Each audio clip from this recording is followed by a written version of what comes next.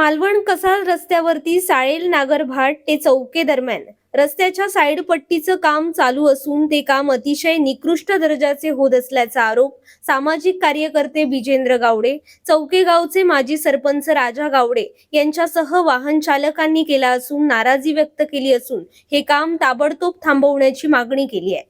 मालवण कसाल या रस्त्यावरती साळेल नागरभाट ते चौके या दरम्यान रस्त्याच्या साईड पट्टीचं काम ठेकेदारानं चालू केलं असून या कामासाठी वापरण्यात आलेला दगड अतिशय ठिसूळ व निकृष्ट दर्जाचा आहे।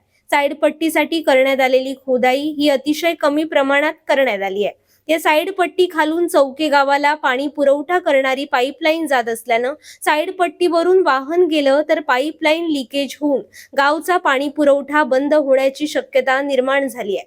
सार्वजनिक बांधकाम विभागाला याची कल्पना असूनही हे काम चालू करताना चौके ग्रामपंचायतला विश्वासात न घेता चालू केलाय।